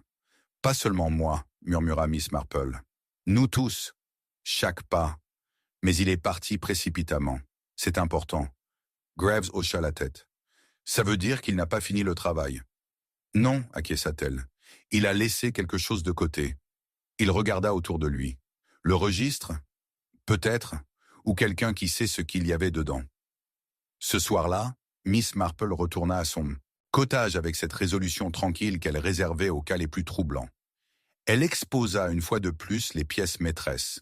La valise, la main coupée, le faux testament, la servante qui avait oublié son nom, l'invité disparu en fumée. Et maintenant, le journal derrière l'horloge, un compte rendu des opérations, des motivations, des ordres. Non pas pour des raisons sentimentales, mais pour des raisons logistiques. Elle repensa aux noms inscrits dans son carnet. Camille Brienne, Rosalie, Madame Alderton, et maintenant Louis March. Aucun d'eux n'était réel. Tous étaient des acteurs d'un scénario dont les auteurs restaient en coulisses. Mais un détail du journal la taraudait. Photographie du colis Brand pour livraison. À qui? Le lendemain matin, un télégramme est arrivé. Il n'était pas signé. Photographie livrée. À vous. Brûlez le journal ou suivez-la. Miss Marple plia soigneusement le message, puis alla récupérer la photo originale de Camille, Alderton et l'enfant, retrouvée sous le double fond de la valise. Elle avait disparu. À sa place, un gardénia blanc, frais, et en dessous, une note. Tu aurais dû le laisser derrière l'horloge. Chapitre 8. La tasse de thé qui disait la vérité. Ce matin-là, la pluie tombait en nappes régulières et larmoyantes sur Lavington Hill, tapotant comme des doigts sur chaque vitre et baignant le village d'un silence gris et froid. Miss Marple assise près de la fenêtre du salon de son cottage, regardait les gouttes à se poursuivre sur les carreaux de plomb, tandis qu'un petit pot d'Earl Grey restait intact à côté d'elle. Ses aiguilles à tricoter reposaient immobiles sur ses genoux. Elle réfléchissait, non pas distraitement, mais avec cette intensité tranquille qui survenait souvent lorsqu'une pièce du puzzle commençait à bouger. Le journal intime retrouvé derrière l'horloge n'avait pas seulement ouvert une porte, il avait baissé un rideau. Quelqu'un l'avait observé, quelqu'un avec des noms, des dates, des instructions. Quelqu'un dont la voix n'avait jamais été entendue, mais dont les ordres résonnaient à travers chaque cadavre, chaque mensonge, chaque disparition. Mais ce n'était pas le journal en lui-même qui l'empêchait de prendre son thé. C'était la mention du colis, la photo de Brandt préparée pour la livraison. Qui était le destinataire prévu? Et pourquoi laisser une seule fleur à la place de l'image? Un gardénia, blanc, cireux, parfumé. La même fleur que Rosalie Brandt aurait portée au poignet la nuit où elle a disparu du théâtre de Bruxelles. On frappa à la porte avec un silence sourd, comme si le heurtoir craignait de réveiller les morts. Miss Marple ouvrit et découvrit Madame Brell, une silhouette tremblante, vêtue d'un manteau de feutre marron, de taille trop grand, le regard nerveux lancé derrière elle. « Miss Marple, murmura-t-elle, je ne veux pas être impliquée, vraiment pas, mais je crois avoir vu quelque chose. » Et je ne savais pas à qui d'autre le dire. Miss Marple la fit entrer, la réchauffa avec un châle et une tasse de thé chaud, et attendit. La femme de ménage à la maison d'hôte des Quatre Ormes, prit enfin la parole, la voix basse et tremblante. C'était mardi dernier. J'époussetais le salon quand j'ai entendu des voix à travers la porte de la salle à manger. Monsieur Lestrange et une dame, une grande dame, à la voix étrangère. Je ne les voyais pas, mais je l'ai entendu dire quelque chose d'étrange. Elle dit « Vous êtes trop intelligente. Pour avoir peur d'une tasse de thé, n'est-ce pas ?» Et il répondit « Pas quand elle est empoisonnée à l'avance. » Miss Marple ne réagit pas. Elle se servit simplement une deuxième tasse et la remua pensivement. Et s'est-il passé autre chose? Madame Brell hocha la tête. Quand je suis revenu plus tard pour terminer le salon, j'ai trouvé une seule tasse oubliée. Pas de soucoupe, pas de cuillère, juste la tasse. Une fine fissure près du bord, comme si quelqu'un l'avait serrée trop fort. Je n'y ai prêté aucune attention jusqu'à ce matin. La police est arrivée. Monsieur Lestrange est mort. L'annonce fut un silence définitif. Miss Marple sirota lentement son thé. « Comment ?» Madame Brattle secoua la tête. « On dit que c'était une chute, dans l'escalier. Mais la rampe n'était pas cassée, et il ne buvait pas souvent. C'était un homme de routine. » Miss Marple se leva et alla chercher son manteau. La maison d'hôte des Quatre Ormes se dressait à l'orée du village, telle une gouvernante, fatiguée, tout en volée et en secret. Le salon était vide, faiblement éclairé par la lumière tamisée par la pluie à travers des rideaux de gaz. Mais sur le buffet, comme oublié à la hâte, se trouvait la tasse à thé, craquelée sur le bord, une légère tache à l'intérieur. L'odeur était faible mais reconnaissable. L'amande amère. Miss Marple se tourna vers Madame Biddle, apparue dans l'embrasure de la porte, un mouchoir serré contre sa poitrine. « La police a-t-elle pris cette tasse? Chana, ils ne l'ont jamais vue, » murmura la femme. « Ils ont dit qu'il était tombé du palier et qu'il s'était fracturé la tête. Rien de suspect. » Alors ils n'ont pas regardé d'assez près. Elle appela immédiatement le gendarme. Lorsque Graves arriva, trempé et épuisé, Miss Marple expliqua ses conclusions à voix basse, désignant la tasse de thé et l'angle de la mort de Lestrange. « Il n'est pas tombé parce qu'il a trébuché, Monsieur Graves. Il est tombé parce qu'il était déjà mourant. Empoisonné. Il a tendu la main vers la rampe et l'a manqué. » Graves s'agenouilla pour examiner la tasse. « Ça sent le cyanure. » « En effet, » dit Miss Marple d'une voix égale. « Et surtout, c'était craint par l'homme avant même qu'il ne touche ses lèvres. Il savait que ça allait arriver. Il ne savait simplement pas quand. » L'agent soupira et prit son carnet. « Et vous croyez que ça a un rapport avec la femme Brandt? »« Je crois qu'il savait qui elle était, » dit Miss Marple à voix basse. « Ou qui elle n'était pas. » Elle rentra chez elle avant le coucher du soleil, mais le sommeil ne vint pas. Elle resta assise devant sa cheminée, la tasse de thé désormais scellée dans un sac en papier, le bord craquelé comme un sourire, venant d'un secret depuis longtemps enfoui. Il y avait quelque chose de spécial dans la réponse de Lestrange. Pas quand s'est empoisonné à l'avance, qui lui était resté en tête. Il avait été effrayé, pas surpris. C'était une conversation fondée sur la compréhension mutuelle. Deux personnes qui savaient exactement ce qui était en jeu. Le lendemain matin, une lettre est arrivée dans une enveloppe ordinaire, sans adresse de retour. Le contenu était bref, dactylographié et clinique. Il a trop parlé, tu bois trop de thé. On empoisonnera peut-être le sucre la prochaine fois. Miss Marple plia le mot, le plaça dans la boîte avec les autres, et se mit à faire bouillir de l'eau pour une nouvelle casserole. La peur était utile, mais seulement lorsqu'elle éclaircissait l'esprit. Et son esprit s'était, à cet instant, rappelé quelque chose d'insignifiant, mais vital. Elle retourna à Briarwood House au crépuscule. L'agent de police posté à la porte lui fit signe d'entrer. Elle se rendit directement à la véranda et trouva ce qu'elle cherchait. Les 2 tasses à thé utilisées la nuit de la mort de Madame Alderton. Elles étaient restées intactes, et bien que la police ait mis de nombreux objets dans des sacs, ceux-ci avaient été mis de côté, oubliés, peut-être, parce qu'ils semblaient si domestiques, si ordinaires. Elle les examina attentivement. L'un avait une tache de rouge à lèvres près du bord, l'autre n'en avait aucune. Mais il restait un résidu, une fine ligne de poudre cristalline blanche, toujours accrochée à la courbe intérieure. Elle demanda à consulter les registres de la pharmacie du village.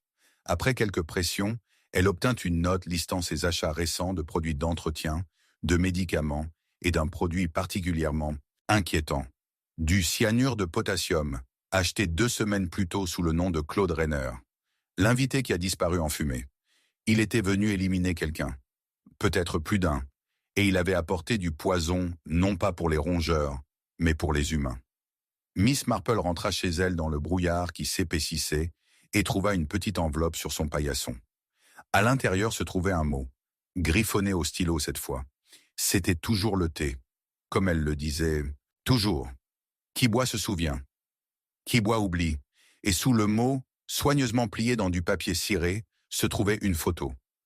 Pas celle de Camille Brienne, pas celle de Rosalie non plus. C'était une nouvelle photo. On y voit Miss Marple, assise dans son jardin, prise de derrière la haie. Et au dos, écrit à l'encre violette, 5 mots.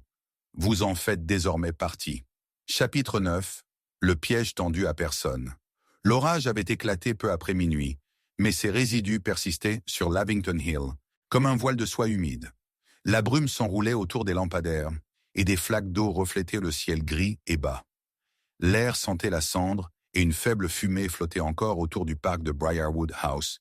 Bien qu'il n'y ait pas eu d'incendie, du moins personne ne l'avait signalé. Miss Marple se tenait à la fenêtre de sa cuisine, les doigts serrés dans une tasse de thé refroidi depuis longtemps. Elle n'avait pas dormi. La photo laissée devant sa porte la veille était soigneusement rangée dans sa boîte à couture, sa présence trop glaciale pour être laissée à la vue. Ce n'était pas l'image d'elle-même qui la perturbait, mais le sous-entendu. Quelqu'un non seulement l'observait, mais la narguait maintenant, l'invitant à regarder plus loin, à pousser plus loin, tout en la prévenant qu'elle avait déjà mis les pieds dans quelque chose de bien plus dangereux qu'elle ne l'avait imaginé. Et pourtant, dès l'instant où elle avait vu la main coupée dans la valise, elle avait su qu'il ne s'agissait pas d'un meurtre conventionnel. C'était une mise en scène. Une tromperie non pas pour une seule victime, mais pour plusieurs. Maintenant, après 8 chapitres de confusion, d'invités disparus, de testaments falsifiés, de tasses de thé empoisonnées et de noms manquants, elle comprenait que quelque chose de bien plus sinistre était en jeu. Pas seulement un héritage ou une identité, mais un effacement. Quelqu'un avait réécrit la vie des morts avant même que l'encre ne sèche sur leurs histoires. L'horloge sonna à 8h30 lorsqu'on frappa à la porte. C'était Graves, l'agent de police, même si, pour une fois, il n'avait pas l'air zélé, mais hésitant. Il entra sans attendre, ôtant son chapeau comme un homme entrant dans un confessionnal. « Mademoiselle Marple, dit-il, nous avons reçu une lettre, remise en main propre, personne n'a vu qui, mais elle m'était adressée. Je l'ai apportée ici parce que, parce que je ne la comprends pas bien. » Elle accepta l'enveloppe avec précaution. Le papier était épais, de bonne qualité, l'encre d'un bleu profond et illisible. La lettre à l'intérieur était brève. Le piège est tendu. Vous pensez peut-être qu'il est destiné à lui, à elle ou à vous. Mais il n'est tendu à personne. C'est ce qui le rend parfait. Lorsqu'il se déclenchera, peu importe qui y tombera. Il n'y avait aucune signature. Seulement une fleur pressée, cassante et pâle. Un gardénia blanc. Miss Marple la contempla un long moment, avant de la plier. « Voyez-vous, monsieur Graves, dit-elle doucement, ce n'est pas une menace, c'est un avertissement. Et plus encore, c'est une vantardise. » Il fronça les sourcils. « Un piège pour personne. » Elle se dirigea lentement vers son buffet, où elle rangeait un recueil de poésie française et un vieux presse-papiers en verre. Ça veut dire que le piège est déjà tendu, mais celui qui se cache derrière ne sait pas qui va y tomber. C'est là toute la magie. Ce n'est pas destiné à quelqu'un en particulier. C'est une opportunité, une pièce avec une porte ouverte. Le prochain à y entrer meurt. Cet après-midi-là, sous un ciel qui commençait à peine à s'éclaircir, Miss Marple se rendit une dernière fois à Briarwood House. Elle passa devant le mur d'enceinte en ruine, désormais enchevêtré de lierre humide, et salua d'un signe de tête l'agent de police à la grille, habitué à sa présence. La maison était restée fermée depuis la chute de Lestrange, mais elle avait demandé et obtenu l'accès à l'aile ouest, la partie la plus ancienne du bâtiment. Elle prétendait avoir des raisons de croire que d'autres documents étaient cachés dans le salon. En réalité, elle savait exactement ce qu'elle cherchait. Le salon était vaste et vide, ses draps maintenant raidis par l'humidité. La cheminée était éteinte, mais l'air était frais et chargé d'une odeur rance, autrefois sucrée, peut-être celle d'un visiteur disparu depuis longtemps. Elle se dirigea vers le mur du fond, où une grande horloge de parquet se dressait contre un papier peint à fleurs délavées. Elle n'avait pas sonné depuis des années, son pendule figé dans le temps. Elle ouvrit le boîtier et trouva, coincé entre le boîtier et le panneau intérieur, une petite clé, en laiton, légèrement ternie. Elle en reconnut la marque. Elle correspondait à la boîte découverte sous le faux plancher du pavillon, un détail qu'elle n'avait pas révélé à Graves. Au moment où elle tournait la clé dans la poche de son manteau, une planche de plancher craqua derrière elle. Elle s'est retournée. La femme qui se tenait sur le seuil était grande, sévère, vêtue d'un manteau de laine noirci par la pluie, avec un col en fourrure. Ses gants étaient impeccables. Son visage était indéchiffrable. Mais ses yeux, gris, fixes, étaient restés les mêmes que sur la photo que Miss Marple avait récupérée des semaines plus tôt. Rosalie Brandt, ou quiconque avait un jour utilisé ce nom. « Tu n'étais pas censé être dans cette pièce, » dit la femme. « Je me retrouve souvent dans des endroits où je ne suis pas censé être, » répondit Miss Marple. La femme s'avança. « Vous en avez trop vu. Et pourtant, pas assez. » La main de Miss Marple se serra plus fort autour de la clé. « C'est toujours comme ça avec ces trucs-là. On voit les bords bien avant la forme. »« Tu penses toujours que c'est à propos de Rosalie ?» demanda la femme. « À propos d'un enfant né sans permission ? Ça n'a jamais été à propos d'elle. »« Alors de quoi s'agissait-il » La femme sourit faiblement. « Obéissance. » Miss Marple laissa le silence s'éterniser. « Et le piège ?»« Déjà sauté. Tu es entré dès que tu as ouvert la valise. Tu ne t'en étais simplement pas rendu compte. » Un bruit retentit derrière eux, des pas de bottes. Grave entra, son revolver à moitié dégainé, le visage pâle, la poitrine haletante. La femme le regarda. « Tu ne devrais pas être là non plus. Mais bon, aucun de nous ne devrait être là. » Miss Marple brandit la clé. « Ceci ouvre la dernière boîte, dit-elle. Et je crois que son contenu répondra à toutes mes questions, sauf une. » Graves hocha lentement la tête. « C'est lequel ?» Miss Marple croisa le regard de la femme. « Qui êtes-vous vraiment ?» La femme sourit et courut. Elle sortit par la porte latérale, au bout du couloir étroit, ses bottes affûtées sur le vieux bois. Graves se lança à sa poursuite, appelant en passant devant la bibliothèque. Miss Marple ne le suivit pas. Elle se tourna plutôt vers l'horloge de parquet et plongea la main dans le creux où le boîtier avait contenu la clé. Là, derrière un faux panneau, elle trouva un petit journal enveloppé dans une toile cirée. Elle l'ouvrit. L'écriture était de Camille Brienne. Il détaillait chaque paiement, chaque échange, chaque faux document, chaque fille passée par le système. Y compris Rosalie, y compris la femme de ménage, y compris un dernier nom, agent, Mars, alias R. Brandt. Et en dessous, l'entrée finale effrayante. Consigne. Finale. Éliminer la mère et la fille. Commencer l'effacement. Ne laisser aucun nom. Miss Marple ferma lentement le journal. Le piège n'avait jamais été tendu à une seule personne. Il avait été tendu à quiconque s'approchait trop près de la vérité. Mais désormais, la vérité avait un nom, et il avait survécu à l'incendie. Chapitre 10. Les pas entendus après minuit. Il était un peu plus de minuit lorsque le premier craquement résonna sur le palier supérieur de Briarwood House. L'orage était revenu, un léger mais persistant martèlement de pluie contre les fenêtres, et la maison était plongée dans le silence, à l'exception du tic-tac de la vieille horloge de parquet dans le hall d'entrée. Miss Marple, logée temporairement dans l'une des chambres d'amis sur l'insistance du gendarme, pour sa propre protection, avait-il dit, lisait au lit à la lueur des bougies lorsque le bruit parvint à ses oreilles. Ce n'était pas le gémissement innocent d'un vieux parquet, ni le soupir apaisant d'une maison de campagne depuis longtemps surannée. C'était délibéré, mesuré, un pas, puis un autre, puis le silence. Elle souffla la bougie, se glissa hors du lit et se dirigea silencieusement vers la porte. Le couloir était plongé dans l'ombre, la seule lumière provenant d'une faible fissure sous l'escalier de service. Elle attendit, tendant l'oreille. Le bruit se fit entendre de nouveau. Un pas, une pause, un autre pas. Ni pressé, ni effrayé. Comme si celui qui marchait savait exactement où il allait. Miss Marple avait appris depuis longtemps que la connaissance rendait les gens insouciants. Elle s'avança dans le couloir en pantoufles, effleurant le papier peint pour garder l'équilibre. La porte du bureau était légèrement entr'ouverte. À l'intérieur, elle ne vit personne, seulement la lueur vacillante du feu mourant et les ombres lourdes qu'il projetait. Mais elle savait qu'il valait mieux ne pas se fier à une pièce vide. Elle se retourna vers le couloir au moment même où une planche derrière elle bougeait à nouveau.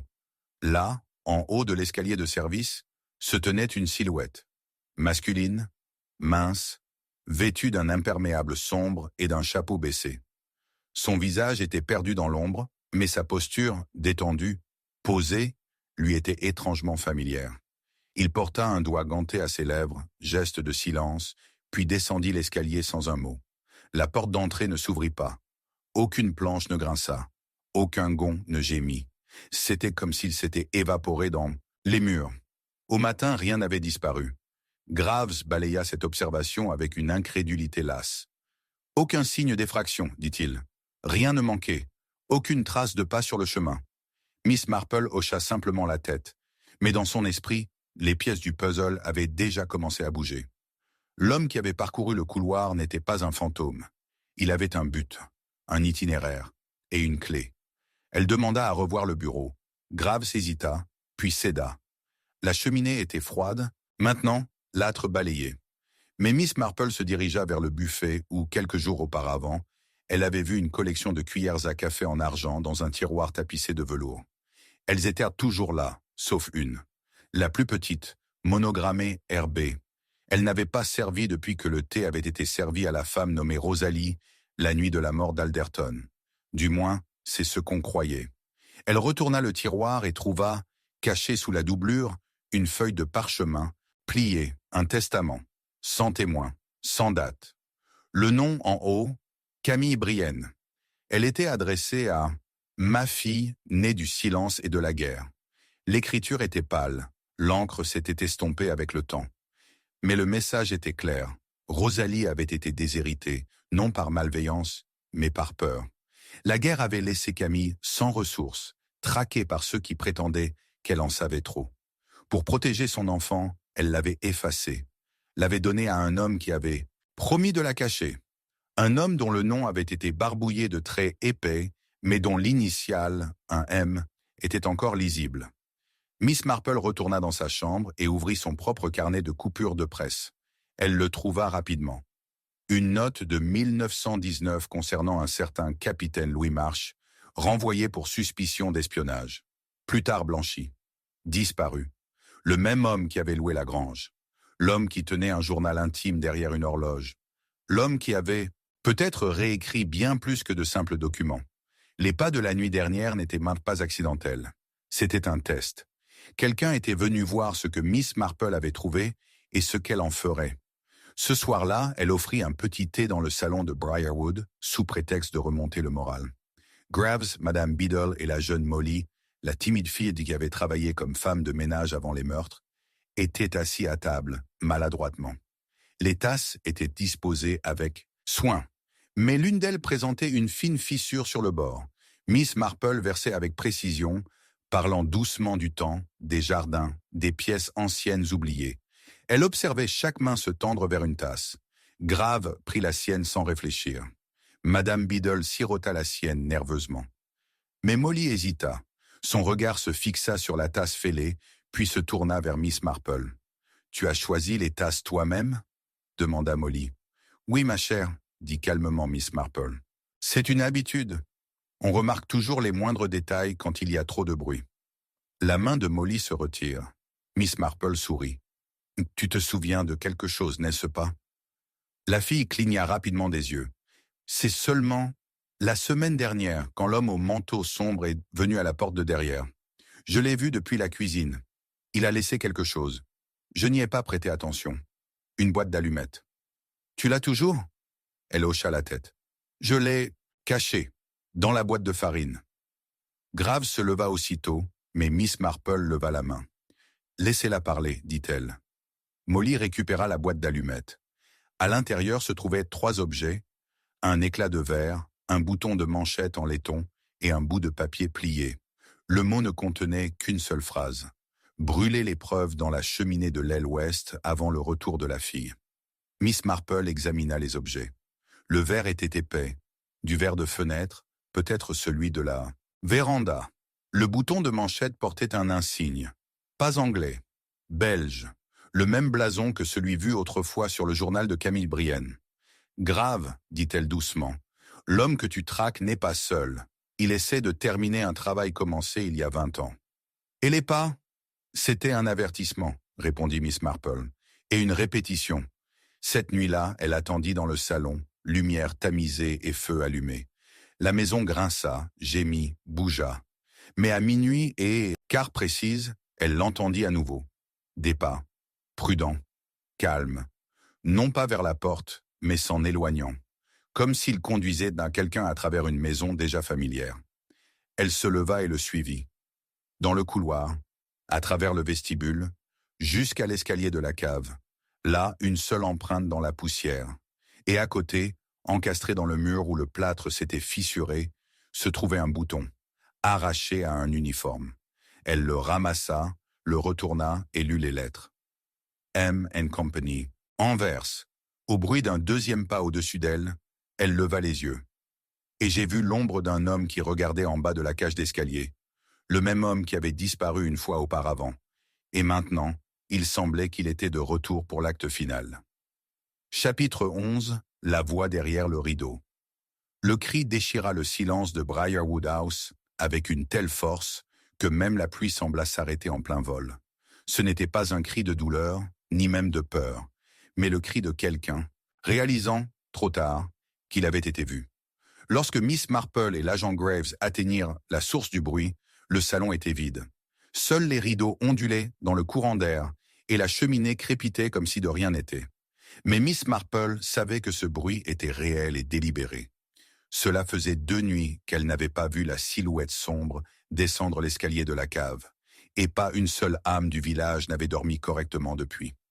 Tout le monde semblait le ressentir, la présence de quelque chose qui l'attendait, planant à la lisière de chaque conversation, de chaque regard échangé.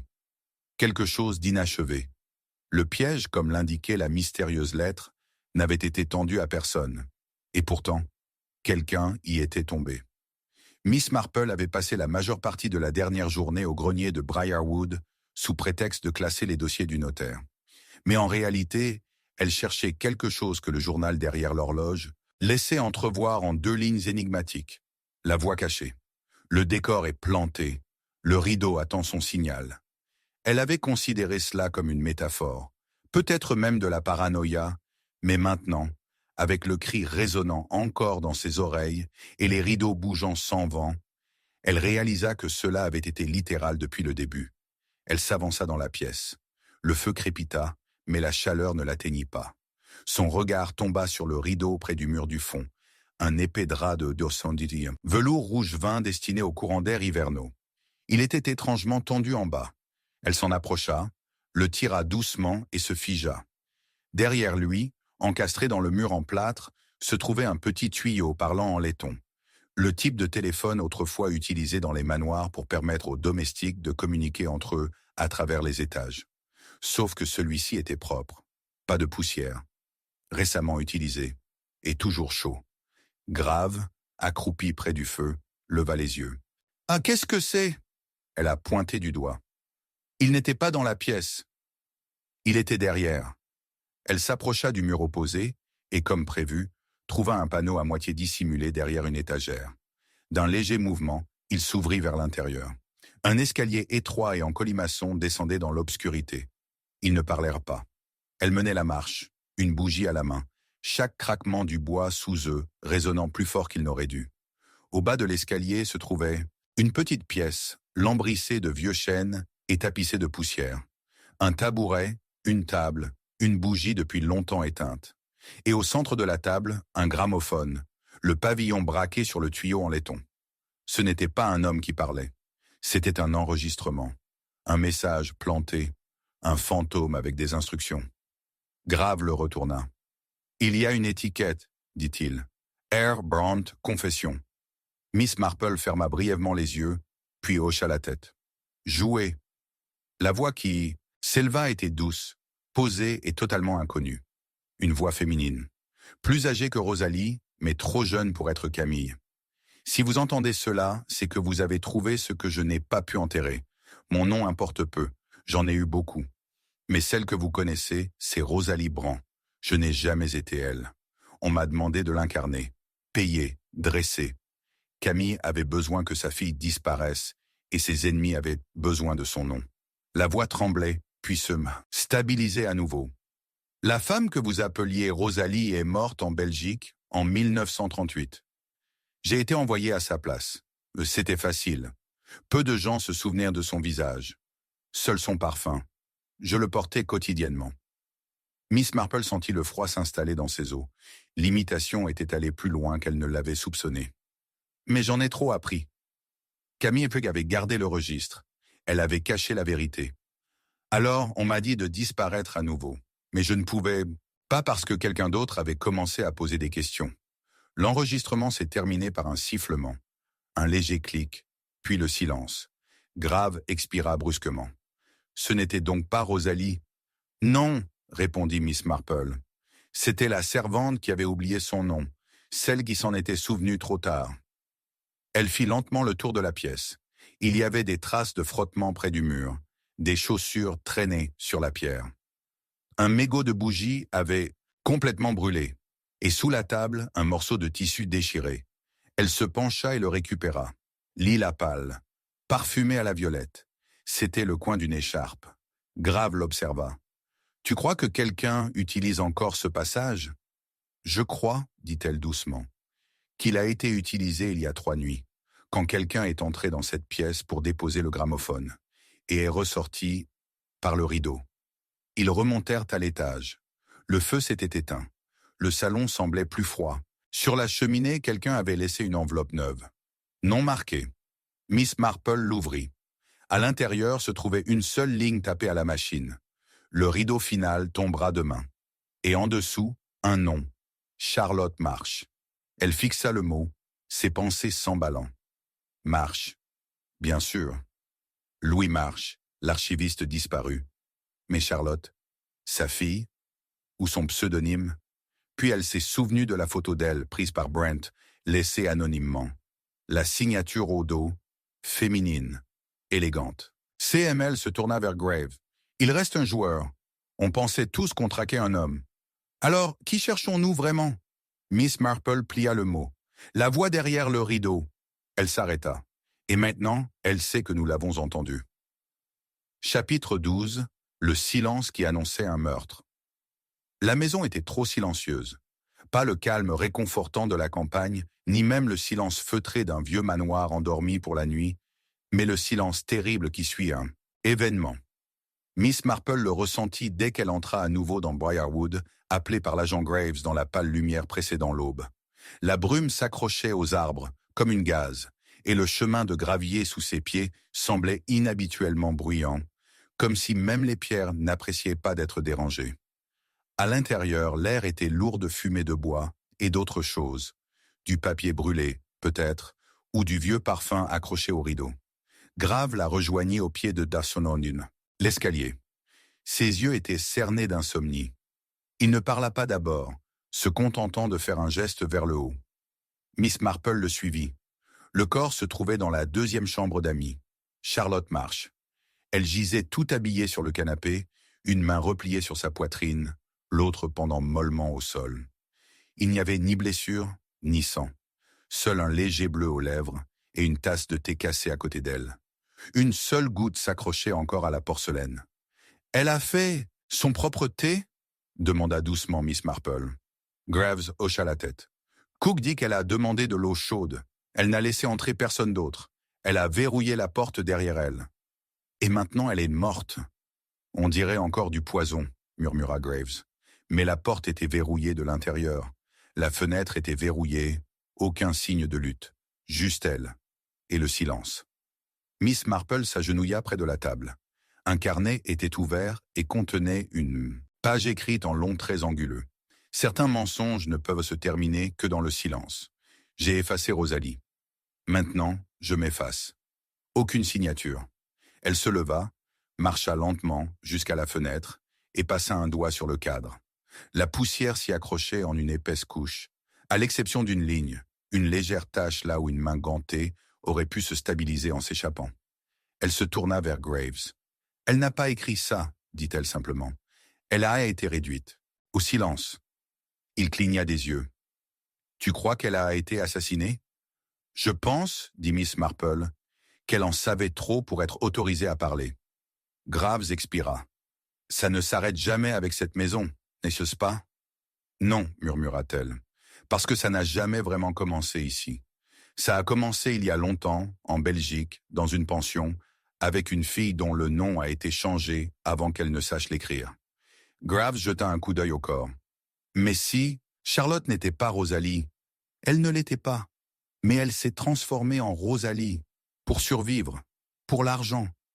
Peut-être même par culpabilité. » Miss Marple baissa les yeux vers la tasse de thé. Craquelée, tachée de rouge à lèvres.